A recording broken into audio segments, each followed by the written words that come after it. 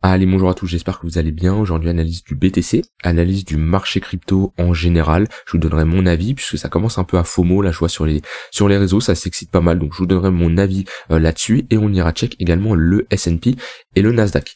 Avant de commencer l'analyse, je tiens à vous rappeler que vous avez moins 50% sur mes programmes, donc le programme Devenir Trader qui vous permet d'être 100% autonome en analyse technique, en trading, développer un setup, une stratégie de trading, 15 modules, plus de 20 heures de formation. Je continue à ajouter également des cours, il y a un accompagnement, un suivi sur le Discord, donc voilà, c'est un programme très complet si vous voulez tout simplement trader sur les marchés, surtout sur les crypto-monnaies de manière efficace.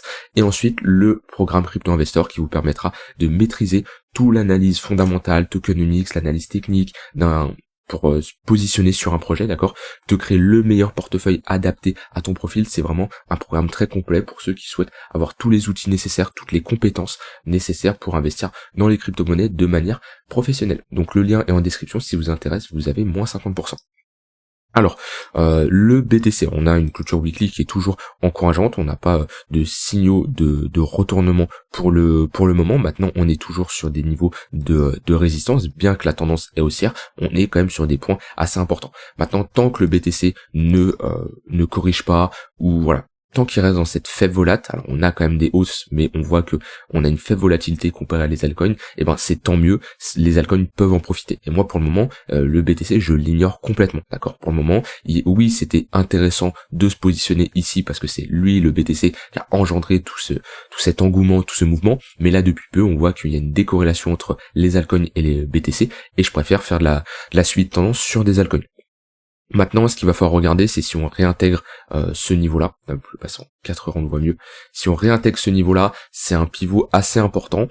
Pour moi, tant qu'on reste au-dessus de ce niveau-là, c'est bullish et le marché peut viser des nouveaux sommets. Maintenant, si on réintègre ce niveau-là, il y a quand même ici toujours pas mal de liquidités à venir chercher, qu'on voit également au niveau de la liquidation Heatmap. Là, à 35 000 $, il y a du monde. 34 000 $, il y a quand même de gros niveaux de liquidation.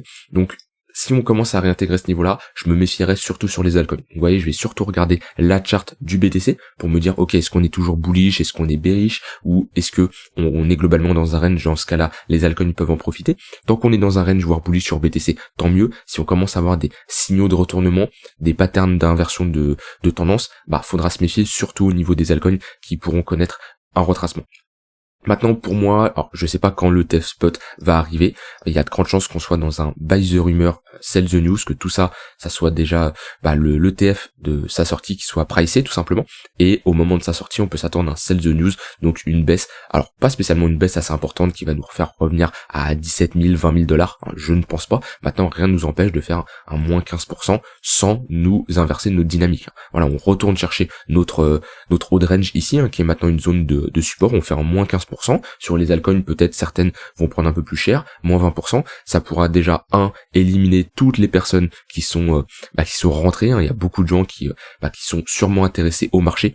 De manière générale, quand on sort de nos zones de rechargement, c'est la zone où les retails, les gens qui ne s'intéressent pas spécialement aux crypto commencent à s'intéresser.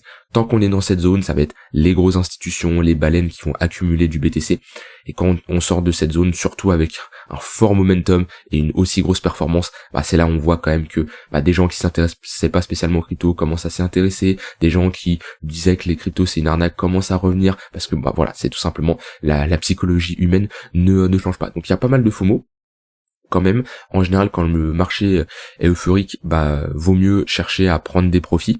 Maintenant, ça dépend toujours de votre horizon de temps. Si vous êtes sur du court moyen terme, quelques semaines, quelques mois, on est ici dans une très bonne zone de profit. Je vous conseille fortement de vous payer parce qu'on peut, alors je peux pas prévoir un retournement, mais on est quand même sur des zones de résistance, bien que le marché peut aller chercher plus loin. Et un BTC qui continue à monter au niveau des 46 000 $, ne me surprendrait pas. Moi, je vous avais parlé, les 36 000 $, c'est une target très importante. On voit qu'on consolide autour de ce niveau-là pour le moment. Maintenant, le marché, techniquement, a encore de la force pour aller chercher les 46 000 $. Après, je ne vois pas spécialement un marché partir comme ça en ligne droite et faire un nouvel ATH. On peut sûrement s'attendre à une correction pour une continuation un peu plus haussière, mais le marché, pour moi, a la force d'aller chercher les 46 000 $.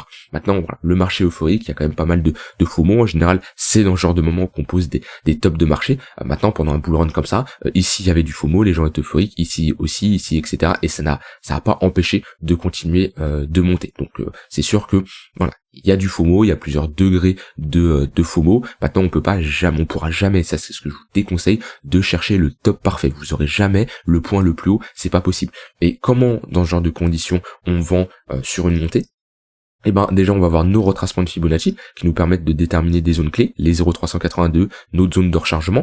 Et je vous conseille à l'avance, vous dites par exemple sur BTC, au niveau de vos toilettes, vous êtes exposé à 20%, ça veut dire parmi toutes vos wallets crypto, il y a 20% qui est dans le BTC. Et ben, vous pouvez vous dire, ok, 20% de BTC, et ben, je vais vendre 3% au niveau des 0,382, je vais vendre 2% au niveau de ma zone de rechargement de short. Voilà, après ça, c'est chacun, c'est propre à vous. Moi personnellement, pour mon bag long terme, je ne prends pas profit ici, je ne prends pas profit parce que c'est beaucoup trop tôt. Maintenant, quelqu'un qui est rentré ici et qui fait juste d'un point de vue spéculatif, oui, c'est une bonne zone de profit. Mais voilà, sur vos 20%, vous dites, ok, je vois une petite partie ici, une petite partie là. Si on a un nouvel ATH, le chiffre rond psychologique des 100 000 $, je vais prendre des profits, etc., etc. Et vous pouvez vous dire, ok, moi, parmi mes 20%, il y a 5%, je garde, je ne vendrai jamais, parce que je crois à la blockchain, je crois au fondamental de BTC, j'ai de fortes convictions, et je pense que dans les 10, 15, 20 prochaines années, il sera à des prix bien plus hauts. Voilà, ça c'est un plan tout simple, mais ce qui est important, c'est à l'avance avoir des niveaux de vente. Si vous n'avez pas des niveaux, vous allez prendre des profits, vous allez jamais vendre, et vous allez vous retrouver à rater un cycle haussier, ne pas vendre, et vous retrouver à hold un token, et qui vous tape un moins 80, moins 90%. Donc voilà, moi comment je vois la chose actuellement.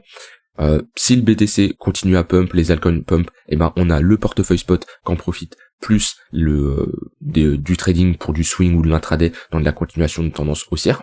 Si on a une réintégration de ce niveau-là, on pourra avoir des altcoins qui se calment. Dans ce cas-là, je freinerai le trading de continuation de tendance, et si on corrige et qu'on vient chercher des 30 000 $, j'en profiterai pour réaccumuler avec le cash généré d'un côté, que certains j'ai pris des profits, ou du cash que j'ai de côté également pour re-rentrer sur d'autres positions. Donc voilà, ce qu'il faut, c'est avoir un plan, ça monte, vous en profitez, d'accord, que ça soit spot, ça soit trading, ça baisse. Alors certes, votre spot va chuter, mais vous en profitez pour rentrer sur des positions, sur des pullbacks, sur des altcoins qui sont intéressantes, que vous n'êtes pas positionné. Parce que j'en vois beaucoup quand même qui ne sont pas positionnés et qui ont raté le train. Il y en a quand même pas mal.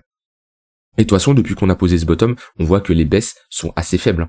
Ici, on a une baisse de moins 12%, c'est pas énorme. D'accord? Si je prends le point le plus haut ici, point le plus bas, ou encore là, moins 20%, mais en général, sur BTC, dans une tendance haussière, et ça, je vous l'ai montré, on le voit pas spécialement, mais ici, on a une baisse de moins 17%. Ça se voit pas énormément, mais on a une baisse de moins 17%. Ici, hop, on a une baisse de moins 20%. D'accord? Ça reste des grosses chutes. Ici, on a une baisse de moins 30%. Ouais, ça c'est quand même des grosses chutes. Alors, ça a pas l'air, quand on regarde une charte comme ça, on se dit ouais, ça, c'est un petit retracement. Mais moins 30%, ça reste quand même assez significatif sur un wallet. Alors, sur du court terme, on va mettre les moyennes mobiles. Pour le moment, les moyennes mobiles sont toujours orientées à la hausse. On voit qu'on est revenu chercher notre tunnel lunaire qui fait toujours office de support. Sur du plus court terme, c'est le tunnel 15 minutes qui fait office de support. Hop, on a été chercher notre point pivot, mais globalement, les moyennes mobiles sont toujours orientées à la hausse. On voit qu'on est bloqué ici dans un range, ok. Comme je dis, un range précédé par une tendance haussière comme on avait ici. Range précédé par une tendance haussière, plus de chances de casser à la hausse. On vient faire un pullback, range précédé par une tendance haussière, toujours plus de chances de casser à la hausse. Alors c'est sûr, à un moment ça va se retourner, c'est obligé, à un moment on fera un top, c'est-à-dire ça se trouve on va encore casser, on va range ici, et ça se trouve on va réintégrer et on va casser. Mais techniquement, une tendance haussière ça se prolonge plusieurs fois, donc vaut mieux accompagner cette tendance. Si on commence à break le tunnel 15 minutes, s'il commence à être plat, là déjà il devient plat, en général les moyennes mobiles, donc ces tunnels je les utilise quand la charte est en tendance, donc ici, éventuellement ici, maintenant ça commence à faire tard. Si on commence à avoir un tunnel qui est plat, on commence à passer au-dessus, en dessous, on sera dans un range et on aura de grandes chances de revenir chercher notre tunnel 1 heure. Et si on a une prise de liquidité, qu'on chute et qu'on vient prendre ces creux ici, le tunnel 4 heures, c'est une très bonne zone pour potentiellement poser un bottom. Voilà, donc c'est de très bons niveaux pour chercher à longue, et franchement sur du moyen terme, tant que je n'ai pas un tunnel 1 heure qui vient cross le tunnel 4 heures, pour moi c'est bullish et le marché peut continuer à hausser. Maintenant on peut avoir quand même des retracements, avoir un moins 10, moins 15% sans avoir une inversion de notre tendance long terme. Comme je vous l'ai dit ici en daily weekly, si on revient chercher ce niveau-là, d'accord, on sera juste sur un pullback et on sera toujours dans une dynamique haussière. Mais le tunnel 1h-4h, c'est une très bonne confirmation où quand on cross, ça soit à la hausse ou à la baisse, on a des signaux assez encourageants. Voilà. Cross à la hausse, tant qu'on est au-dessus, signal assez encourageant. Bon là c'est vrai que là on a un peu trappe du monde avec ce cross ici, mais il n'y avait pas grand monde qui s'attendait à ce rebond là. Moi personnellement j'en ai pas énormément profité, mais voilà, on recross à la hausse, quand on commence à cross à la baisse, on peut s'attendre à une baisse. Et même le top ici, voilà. On cross à la hausse, bien boule, on recross bien boule, et là dès qu'on cross à la baisse, voilà, bear market, et on a mis du temps avant de recross à la hausse. Donc ça vous permet d'avoir une bonne visualisation, et quand on est dans une moyenne mobile, c'est une bonne zone de localisation, et quand on cross, c'est une confirmation de momentum, comme quoi on a des boules qui perdent le combat, on va dire, on peut dire ça comme ça, et des bears qui gagnent. Ou si on cross à la hausse, on a des boules qui gagnent tout simplement. En tout cas, pour le moment, moyenne mobile à la hausse, c'est bullish. D'un point de vue order flow, il n'y a pas énormément de FOMO, on a liquidé beaucoup de shorts ici, on voit qu'on a de la fermeture de position, plus des pics de liquidation, sinon après c'est assez calme, on n'a pas énormément d'ouverture de position, et voilà, on voit que globalement les gens sont plus intéressés par les altcoins en ce moment. Du côté d'Ether, donc on a bien pump, on est sur des niveaux clés, on n'a pas la confirmation encore de clôture, mais on travaille ce niveau. Pour moi, le fait de passer au-dessus de ce niveau-là, ça me surprendrait pas d'avoir un Ether qui revient chercher ces $2400. Pour moi, c'est la prochaine target à venir chercher pour Ether, qui réagit très bien sur un niveau de support clé qu'on avait vu depuis pas mal de temps, vu qu'on est sur un niveau de support assez long terme. On est dans un range depuis juin 2021. Donc ça fait plus de 2 ans, et voilà, on est sur un niveau assez clé, donc je m'attends à un Ether qui superforme le BTC dans les prochains jours, prochaines semaines, d'accord. Mais ça serait bien qu'en weekly, il nous pose un petit bottom là, et qui retrace déjà, si déjà il revient chercher ses 0,118, et une bonne performance quand même contre le BTC. Maintenant, je préfère faire de la suite tendance sur Ether que sur Bitcoin. Le momentum est beaucoup plus bullish pour le moment. Et pareil, les moyennes mobiles qui me servent de point de repère pour chercher des opportunités de longue au moment où on a des pullbacks à l'intérieur. Donc ça c'est pour ETH et BTC. Au niveau des altcoins, on a Solana qui performe bien, et techniquement depuis qu'on s'est affranchi de ce niveau-là, la prochaine target à venir chercher, c'est globalement les 75-80 $. Il n'y a pas trop de résistance, hein. Là on en avait une grosse ici, on l'a cassé facilement, on en avait une autre ici, on a légèrement consolidé, mais là on est en train de la break. Alors, le prochain niveau c'est les 75 $ qui seront un très bon niveau à surveiller. Proche des 0,382, entre les 80 et les 100 $, on peut s'attendre à un marché qui a du mal à passer. Après, ça se trouve, je vais me tromper, Solana, il va tout pump, mais bon, voilà, ça sert à rien de prévoir, faut être quand même réaliste et rester quand même, on va dire, humble devant les marchés, et pas viser des targets trop ambitieuses, bien que le marché crypto peut souvent nous surprendre. Mais ici, au niveau des 0,382, voire les 75-80 $, c'est une très bonne zone de profit pour ceux qui sont rentrés ici. On est sur un x3, x4. Ouais, on est sur un x3, x4. Ce qui est une très bonne performance dans un marché qui est pas non plus dans un bull run incroyable pour le moment. C'est peut-être un début de cycle, hein. Comme je dis, ça se trouve on est là. Si je prends la charte du BTC, on est là. Peut-être ici, voilà. On a notre hausse, on peut-être connaître un retracement, et après un nouveau cycle aussi. Mais si je regarde, là on est en novembre. Novembre, on serait ici.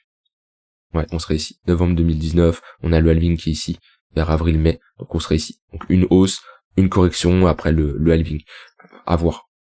Mais en tout cas, oui, le test spot, c'est bullish sur du long terme, ça peut être bearish sur du court terme.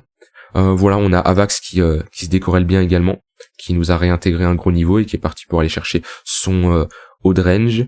On a Matic, pareil, qui a validé sa structure de retournement et qui continue sa hausse tranquillement. Mais voilà, on a des altcoins qui en profitent bien, même sur des altcoins qu'on avait regardé.